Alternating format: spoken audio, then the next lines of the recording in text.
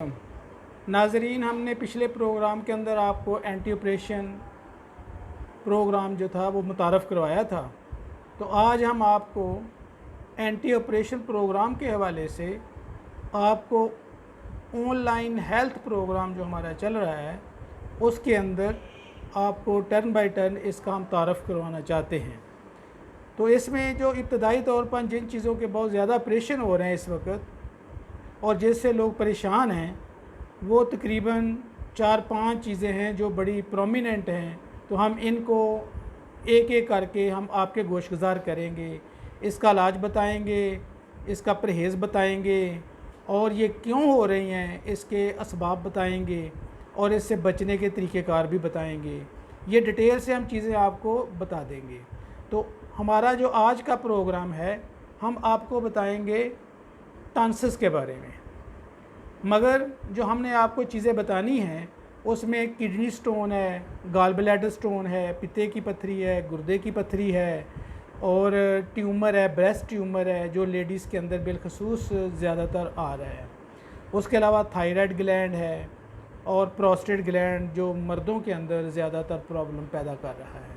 तो इसके ऊपर हम नेक्स्ट एपिसोड के अंदर आपको डिटेल से बात करेंगे, मगर आज हम आपको टॉन्सिस के बारे में जो है वो अपनी तफसील बताना चाहते हैं। टॉन्सिस जो है हर इंसान के, मेल हो या फीमेल हो, उसके मुंह के अंदर, ज़बान के बैक साइड के अंदर लेफ़्ट ग्लैंड जो हैं, ये दो छोटे छोटे अल्लाह ताला ने मुहाफ़िज़ खड़े किए हुए हैं। जो चीज़ भी हम खाते हैं उसमें कोई ऐसी चीज़ को फ़ौरन मटीरियल आ जाए या कोई ऐसी चीज़ आ जाए जो बैक्टीरिया टाइप है, वायरस है, तो ये मुहाफ़िज़ जो हैं ये उसको कंट्रोल करते हैं, उसको फ़ौरन जज़ब कर लेते हैं और उसको मैदे में जाने से रोकते हैं। तो बहुत सारे हमारे जो लोग हैं इसकी जो फ़िलासफ़ी है टॉन्सिस की, उसको ना समझते हुए वो समझते हैं कि ये बेकार है, इनका कोई बॉडी के अंदर कोई फंक्शन नहीं है। तो लिहाजा जब को उनको स्वेलिंग होती है, बच्चों के टॉन्सिस बढ़ जाते हैं गंदी चीज़ें खाने से, ठंडी कुल्फ़ियाँ या इस तरह की ठंडी बोतलें या इस तरह की जो ऐसी चीज़ें जो खाते हैं उसकी वजह से टॉन्सिस का प्रॉब्लम हो जाता है।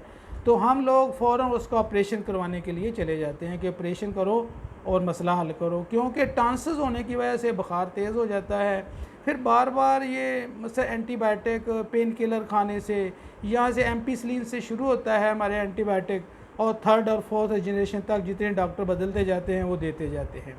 वक्ती तौर पर उससे रिलीफ हो जाती है, मगर उसके बाद फिर दोबारा वो प्रॉब्लम ऊद कर आता है। तो हम समझते हैं नाज़रीन कि अगर आपने इससे मुकम्मल जान छुड़वानी है तो ऑपरेशन की कोई ज़रूरत नहीं है।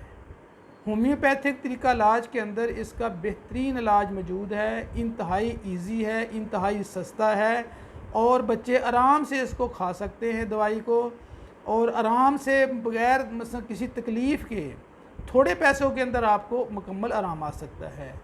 तो नाज़रीन, आपसे ये गुजारिश है कि आप इस सिलसिले में टॉन्सिस के बारे में ऑपरेशन की तरफ ना जाएं।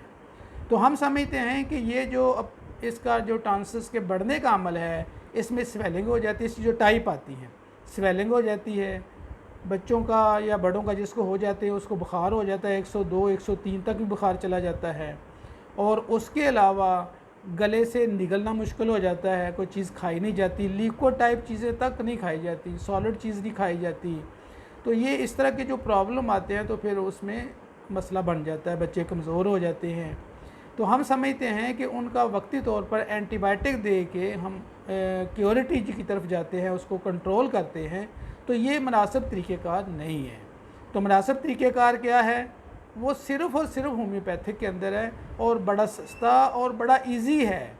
तो हम समझते हैं कि नाज़रीन आप ऐसा करें, अगर डॉक्टर हैं तो डॉक्टर भी ये नोट कर लें, और अगर आप किसी घर के अंदर हैं तो आप कापी पेंसिल पकड़ें और ये चीज़ें नोट कर लें। एक हफ़्ते के अंदर अंदर आपके बच्चे इंशाअल्लाह ताला मुकम्मल तौर पर ठीक हो जाएंगे। तो आप ये कापी पकड़ें और ये चीज़ों को आप नोट कर लें। ट्यूबरकुलिनियम 1 mg या CM की आपने एक खुराक देनी है, सिंगल डोज ओनली। इसके फ्यू ड्राप हैं, 2-3 कतरे हैं, वो आप पिला दें। उसके बाद आपने छोटी पोटेंसी पर आ जाना है, ब्रेटा कार्ब है, बेलाडोना है, ग्रेफाइटस है। तो उसकी छोटी पोटेंसियाँ जो है वो आप बनाकर बच्चे को 2-3 हफ्ते खिला दें, बच्चे मुकम्मल तौर पर ठीक हो जाते हैं। इसके साथ साथ जो आपने एंटीबायोटिक दे के उनका मसला ख़राब किया हुआ है, तो उसके लिए फिर आपको थोड़ी सी इसको इंतज़ार करना पड़ेगा। उसके लिए आप बायोकेमिक जो है वो साल्ट की तरफ जाएंगे। अगर खून की कमी हो गई है टांसिस की या एंटीबायोटिक खा खा के, फिर फेरोफास खा लें, नाइट्रिक एसिड ले लें, कालीफास ले लें, और इसके अलावा काली म्योर। ये मसलन ये हमारी बायोकेमिक साल्ट हैं, ये भी मीठी मीठी सी गोलियां होती हैं, बच्चे आसानी से इसको भी खा सकते हैं। तो नाज़रीन, ये हमारा टांसिस के हवाले से एक कंप्लीट प्रोग्राम है। इसमें परहेज़ के बारे में भी आपको जाते जाते अर्ज़ करता जाऊँगा कि इसमें जो परहेज़ है वो बहुत ज़रूरी है कि ठंडा पानी, ठंडी कुल्फ़ियाँ, बाज़ारी चीज़ें, इनसे बच्चों को बचाने की कोशिश करें। तो मैं आपका होस्ट डॉक्टर फैज़ुर रहमान, मैं अपनी क्वालिफ़िकेशन के एतबार से होम्योपैथिक स्पेशलिस्ट हूँ और 35 साल से मैं होम्योपैथी प्रैक्टिस कर रहा हूँ।